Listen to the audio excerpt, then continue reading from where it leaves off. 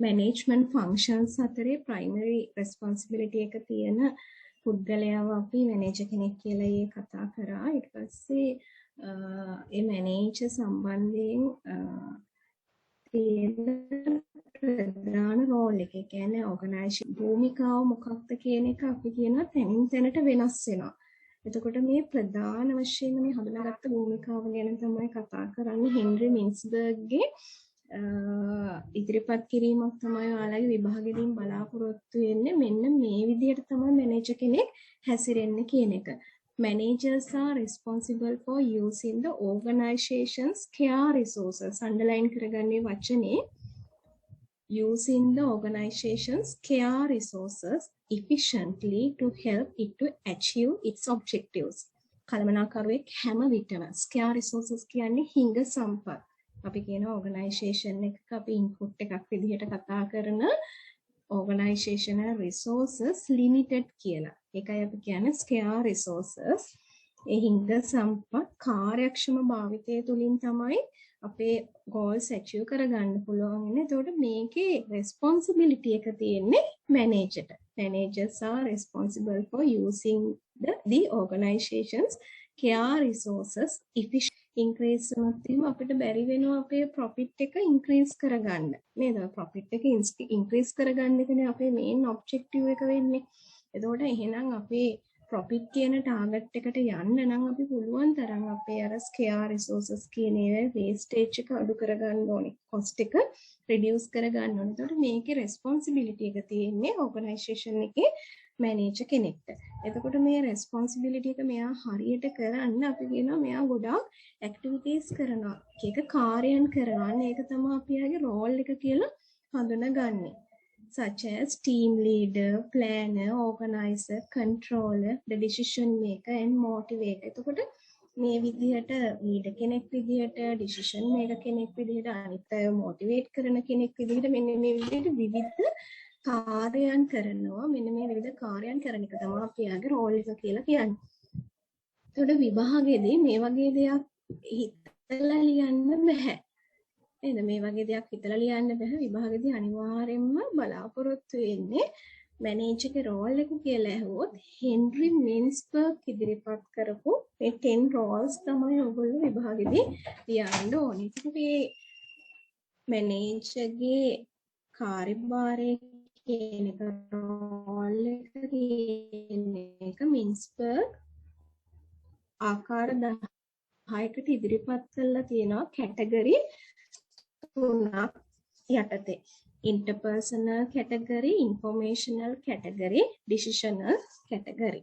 එතකොට informational category යටතේ තමයි පළවෙනි තුනේ එන්නේ figurehead, leader, liaison. Informational category යටතේ තමයි monitor, disseminator, spokesperson. Decisional category එක යටතේ entrepreneur, distribution handler, resource allocator, negotiator. එතකොට විභාගෙදි මේක නම් කිරීම විතරක් ප්‍රමාණවත් වෙන්නේ මං වෙන්න ඕනේ. තමන්ගේ සංවිධානයේ තියෙන ප්‍රොඩක්ට් එක පුළුවන් තරම් වෙනස් කරන්න නේද? ඒවා අලුතෙන් නිර්මාණය කරන්න, ඒවා කන්ට්‍රෝල් කරන්න. එතනදී පුළුවන් තරම් ගැටලු निराකරණය, problem solving, අලුත් ideas, generating new ideas නේද? marketing සම්බන්ධයෙන් අලුත් promotion කරන්නේ කොහොමද? මොකක්ද අපේ product එකේ කරන වෙනස? මේවා සම්බන්ධයෙන් අදහස් දෙන්න, නව අදහස් උත්පාදනය කරන්න and implementing them. ඒවා ක්‍රියාත්මක කරන්න දායක වෙන එකක් මැනේජර් කෙනෙක් කරනවා. අපි මේක decisional රෝල් එකේදී දකින්න දෙයක් මැනේජර් කෙනෙක්ගේ. entrepreneur කියලා මෙතන පුළුවන් තරම් දකින්නේ අර නව දෙයක් නිර්මාණශීලී විදිහේ දෙන්නේ නැතුව ඒක වෙනස් කරන්න ඕනේ. ඊට පස්සේ 8 වෙනි එක disturbance handler. ආරවුල් සමනය කරන්නෙකු වශයෙන්. ආරවුල් සමනය කරන්නෙකු වශයෙන් කටයුතු කරන්න වෙනවා. ඒ කියන්නේ අපි කියනවා අනපේක්ෂිත තත්ත්වයන්ට මැනේජර් කෙනෙක්ට මුහුණ දෙන්න වෙනවා නේද? අපි ආයතනයේ තියෙන අපේ liability, රිසෝස් එක හියුමන් රිසෝස් ඒගොල්ලෝ අපි ගයිඩ් කරා කියලා එකම විදිහට යන්නේ නැහැ. අපේ ගෝල් එක ඇචීව් කරන්න ටාගට් එක ඒ විදිහටම අරගෙන යන්නේ නැහැ.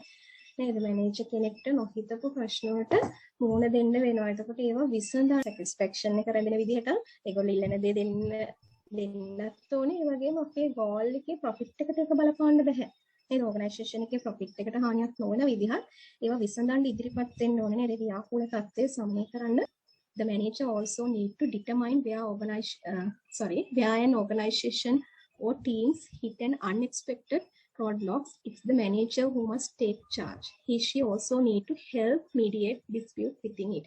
හැම වෙලාවම සමනය කරන්න ඒ ව්‍යාකූල තත්ත්වයන් ගැටලු තත්ත්වයන් සමනය කරන්න ඉදිරිපත් වෙන්න ඕනේ අපි කියන වැඩ කරන්න. ඊට පස්සේ නවවෙනි එක resource allocator. සම්පත් බෙදා හරින්නකුගේ භූමිකාව resource allocator. The manager also needs to determine where organizational resources are best applied. අපි කියනවා අපි ගාව තියෙන scarce resources සම්පත් අපි ගාව තියෙන්නේ නේද? අපි මේවා හිඟයි කියලා කියන්නේ මේවා limited නිසා. එහෙනම් හොඳ අවබෝධයක් තියෙන්න ඕනේ කොහොමද මේ limited resources ටික organization එක භාවිතා කරන්නේ නේද? ඒ සඳහා හොඳ අවබෝධයක් තියෙන්න ඕනේ නේද? production පැත්තෙන් මේ හැම සම්බන්ධයෙන්ම ඒවා ඒකන සකස් කරලා ඒවා සම්බන්ධයෙන් සම්පත් බෙදා හැරීමක් කරන්න ඕනේ. ඊට පස්සේ 10 වෙනි එක negotiate. අපි කියනවා වැදගත් කතා බහ වලට සම්බන්ධ වෙන්නේ කතිකා කරන්නේකො නේද? කතා බහ වලට ඍජුවම සම්බන්ධ වෙන්න ඕනේ. ඒක ඕගනයිසේෂන් එකක් වෙන්න පුළුවන්, ඩිපාර්ට්මන්ට් එකක් වෙන්න පුළුවන්, ඕගනයිසේෂන් එකේ ටීම් එකක් අතර වෙන්න පුළුවන්. එතකොට ඩිරෙක්ට් ඒවට සම්බන්ධ වෙන්න ඕනේ. ඍජුවම සම්බන්ධ වීමක් කරන්න ඕනේ. Negotiate. The manager may be needed to take part in and direct important negotiations within the team, department or organization. එතකොට විභාගෙදී මේ ප්‍රශ්නේ හැම අවුරුද්දෙම අහලා තියෙනවා. මොකක්ද මැනේජර් කෙනෙක්ගේ රෝල් එක? එයා ඕගනයිසේෂන් එකේ හැසිරෙන්නේ මොන විදිහට? අපේ ඔළුවේ තියෙනවා ප්‍රයිමරි රෙස්පොන්සිබිලිටි එක ෆන්ක්ෂන් 4 මැනේජ් කරන එක. Lead, planning, organising, leading, controlling. ඒ ෆන්ක්ෂන් 4 මැනේජ් කරනකොට මෙන්න මේ ආකාරයේ හැසිරීම රටාවල් එනවා නේද? ඉන්ටර්පර්සනල් තීරණ ගන්නකොට නේද? තොරතුරු සම්බන්ධයෙන් මෙන්න මේ විදිහට අපි ප්‍රධාන කැටගරි 3ක් යටතේ මේක කතා කරනවා. මේ කතා කරන එක මේ රෝල්ස් 10කට වෙන් කරලා විභාගෙදී ඔයගොල්ලන්ට පෙන්වන්න පුළුවන් වෙන්න ඕනේ. අඩුම ගානේ එක්සැම්පල් එකක් හරි දෙන්න ඕනේ. එහෙම වුණොත් තමයි සම්පූර්ණ ලකුණු ගන්නේ. කැටගරි එක ලියලා ඒක යටතේ කොටස් පෙන්වන්න. කියන්නේ ඉන්ටර්පර්සනල් කැටගරි එක යටතේ අදාළ රෝල්ස් තුන නම් කරන්න. ඊට පස්සේ ඉන්ෆර්මේෂන් කැටගරි කියලා අංක 4 දාලා මොනිටර් කියලා ඒ තුන නම් කරන්න. ඊළඟට ඩිසිෂනල් කැටගරි කියලා අංක 7 ඉඳලා entrepreneur disturbance handler කියලා 10 නම් කරන්න. එතකොට ඒකට ලොකු ලකුණු ගාණක් ගන්න පුළුවන්. ඊට පස්සේ මේ එකට එක්සැම්පල් කැටගරි තුන ඩිෆයින් කරන්න. ඊට පස්සේ රෝල් 10 එක්සැම්පල් එකකින්වත් පෙන්නන්න. ඊට පස්සේ අපි කියනවා ලෝකේ ඕගනයිසේෂන් ගත්තාම මේ රෝල් එක හොඳට දකින්න තියෙන බිස්නස්මන් කෙනෙක්. එහෙම නැත්නම් entrepreneur කෙනෙක් කියලා අපි කියනවා ස්ටීව් ජොබ් කියන පුද්ගලයාව. එක්සැම්පල් එකක් ඔයගොල්ලන්ට පෙන්නලා තියෙනවා. මේ ස්ටීව් ජොබ් කියන ව්‍යවසායකයා entrepreneur කොහොමද මේ interpersonal informational decisional role එක නිවැරදි විදිහට effectiveness භාවිතා කරේ කියන එක පෙන්වන්න කරලා තියෙනවා. එයාගේ වීඩියෝ එකක් තියෙනවා. අපි ඒක චුට්ටක් බලලා මේක ඩිස්කස් කරමු.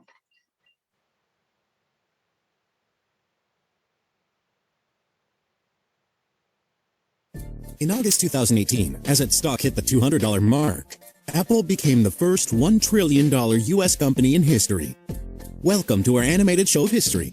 This episode presents to you the history of the world's first trillion-dollar company. Apple was founded by Steve Jobs and Steve Wozniak in April 1976. Stephen Paul Jobs was born to Abdul Fattah Jandali and Joanne Schiebel on February 24, 1955 in San Francisco, but then was adopted by Paul Jobs and Claire Hagopian, a Bay Area blue-collar couple whom Jobs is extremely grateful to and always considers as his parents 1,000%. By the time he was 10, Jobs was deeply involved in electronics and befriended many of the engineers in the neighborhood. While studying at Montaloma Elementary School in Mountain View, Jobs hardly made any friends and was frequently bullied that he considered dropping out of school. When he was 13, Jobs was given a summer job by Bill Hewlett.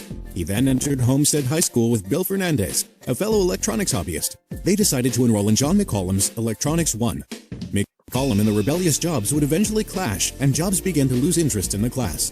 Jobs and Steve Wozniak were introduced in 1971 by a mutual friend. The two Steves got along thanks to their shared love of technology. The two Steves attended the Homebrew Computer Club together, a computer hobbyist group in California's Menlo Park.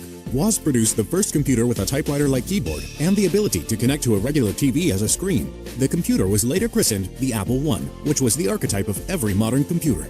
Jobs saw Woz's computer, recognized its brilliance, and sold his VW microbus to help fund its production. Wozniak sold his HP calculator, and together they founded Apple Computer Inc. on the 1st of April 1976 alongside Ronald Wayne. Jobs convinced him to take 10% of the company's stock and act as an arbiter should he and Woz come to blows. But Wayne backed out 12 days later, selling for just $500, a holding that would have been worth $72 billion 40 years later. Apple's very first logo was drawn by Ronald Wayne, depicting Isaac Newton under an apple tree. After that, the Apple logo was designed again with the rainbow scheme. It was used for 22 years until Steve Jobs had asserted the Apple logo after he returned from Apple Farm.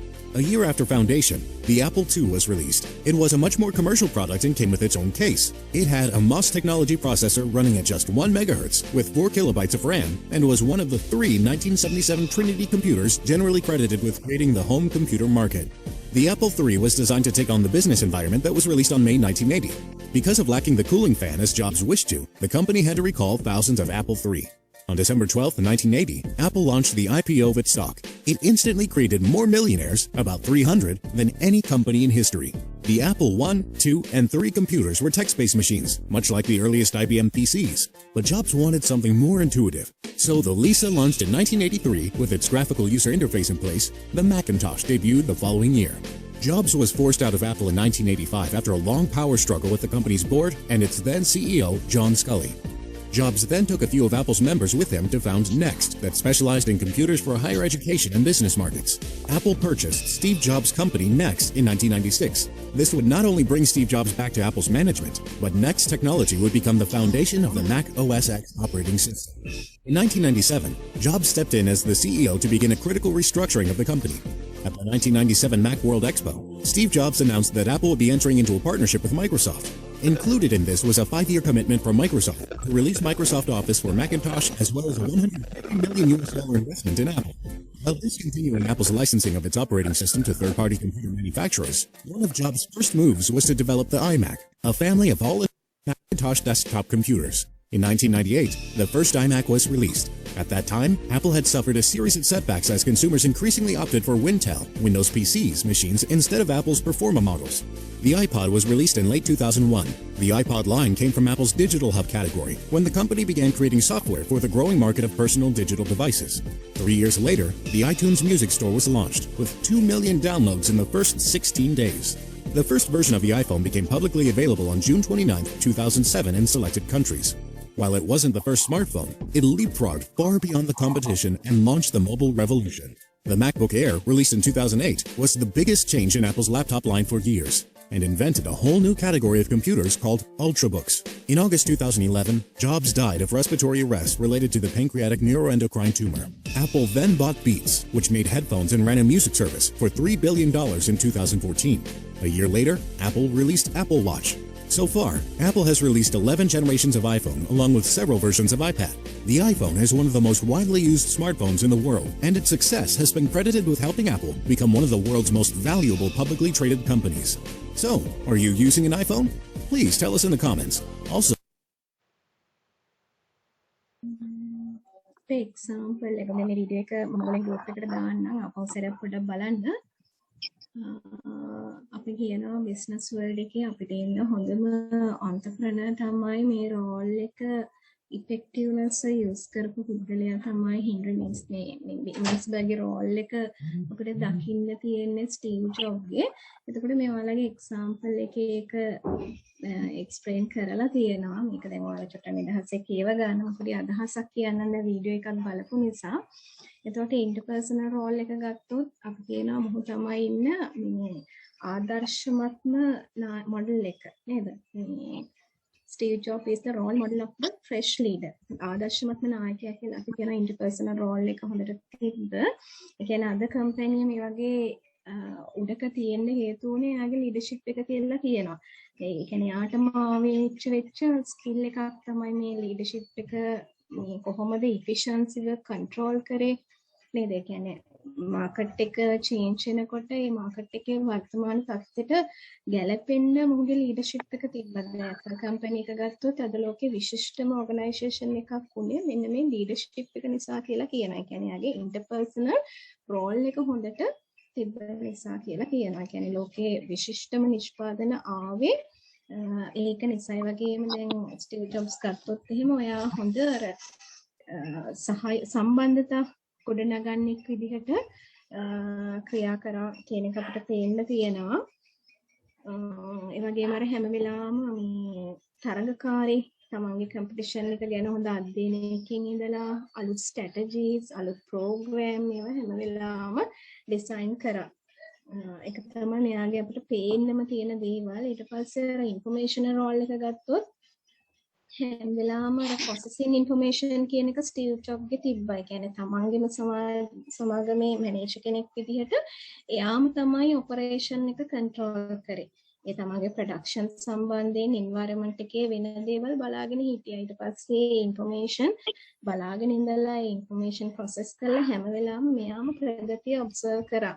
ඒ තොරතුරු දිහා බලාගෙන ඉඳලා වෙනස්කම් කරා. තමන්ට වඩා ප්‍රවීණෝ එක්ක ඒවා ඩිස්කස් කරා. නේද? ඒ කියන්නේ අද මේ විශිෂ්ටම සමාගමක් උනේ අන්න අර පුළුවන් තරම් එන්වයරන්මන්ට් එක ස්කෑන් කරලා තමන්ට ඕන ඉන්ෆර්මේෂන් process කරා කියන එක ඔහුගේ අර මැනේජරල් ලයිෆ් එක දිහා බලනකොට පේන්න තියෙන එකක්. තමන්ගේ ස්ටාෆ් එක ඩෙවලොප් කරන එක ගැනත් හැම වෙලාවෙම හිතුවා කොහොමද දැන් අපි බඳව ගන්න අපේ එම්ප්ලොයර් හැමදේම අපි මේ මට්ටමේ හිටියොත් එන්වයරන්මන්ට් එක ගැලපෙන්නේ නැහැනේ. අපි කොහොමද යාට ට්‍රේනින් ඇන්ඩ් ඩෙවලොප්මන්ට් කියන මේ process එක කරන්නේ. ඒ වගේ දේවල් හොඳ අවධානයෙන් හිටපු මැනේජර් කෙනෙක් entrepreneur කෙනෙක් කියලා දකින. ඒ වගේම හැම වෙලාවම අයගේ decisional role එක ගත්තොත් එහෙම දේවල් වීඩියෝ එකේදී දකින්නේ නැති පුළුවන් තරම් බැලුවේ අර opportunities කොහොමද අරගන්නේ, market එකේ තියෙන opportunities Tamanට කොහොමද ගන්නෙ නේද? ඒ වගේම opportunity එකේදී තම කොහොමද creative product එකක් නේද? එයා හොඳ innovator කෙනෙක් කියලා කියනවා. නවෝත්පාදන බිහි කරන්න හොඳ ප්ලෑනින් එකක් තිබ්බා නේද? ඊට පස්සේ ප්ලෑන් කරා විතරක් නෙවෙයි ඒවා ඉම්ප්ලිමන්ට් කරන හොයලා බැලුවා නේද? ඒ කියන්නේ අපි කියනවා මොහොත තමයි ලෝකේ ඉන්න විශිෂ්ටම ව්‍යවසායකයෙක්. කියන්නේ මේ රෝල් එක හොඳට දකින්න තිබ්බ ව්‍යවසායකයෙක් කියලා කියන. කියන්නේ ඩිසිෂන් ගන්න ඕන වෙලාවට නිවැරදිම ඩිසිෂන් එක ගත්තා. මොකද හොඳ ඉන්ටර්පර්සනල් රෝල් එකක් තිබ්බා. ඉන්ෆර්මේෂන් කලෙක්ට් කරා වර්තමානයට ගැලපෙන විදිහට. ඊට පස්සේ ඒකට පහසුවෙනි ඩිසිෂන් ගන්න නේද? එතකොට අවශ්‍යම වෙලාවේ යන් නිවැරදි තීරණ ගත්තා. එතකොට මෙන්න මේ රෝල් තුන, ඒ කියන්නේ මේ කතා කරේ ඉන්ටර්පර්සනල් ඉන්ෆර්මේෂන් ඩිසිෂනල් රෝල් කියන එක මේ ගති ලක්ෂණ තුන ස්ටීව් ජොබ්ගේ දකින්න හොඳට තිබ්බ නිසා කියලා කියනවා අද ඇපල් සමාගම මේ තත්ත්වයට පත් වුණේ. ඔයාලා වීඩියෝ එක චුට්ටක් ආපහු බලන්න මම ලින්ක් එක එවන්නම්. ඊට පස්සේ මේ එක්සැම්පල් එක කියවලා බලන්න. එතකොට අපි මේ කතා කරපු රෝල්ස් 10 මතක තියාගන්න පහසුයි. එතකොට විභාගයේ අනිවාර්ය ප්‍රශ්නයක් තමයි මොනවද මේ රෝල් එක කියන කෙනෙක් මැනේජර්ගේ රෝල් එක කියන. ඔයාලගේ නෝට් එකේ සඳහන් කරගන්න විභාගෙදී නිතරම මේක අහනවා state the roles of manager. එතකොට හිතලා ලියන්න බෑ. according to Henry Mintzberg කියලා තමයි ඔයගොල්ලෝ මේ කැටගරි තුනේ යටතේ roles ටික explain කරන්න ඕනේ.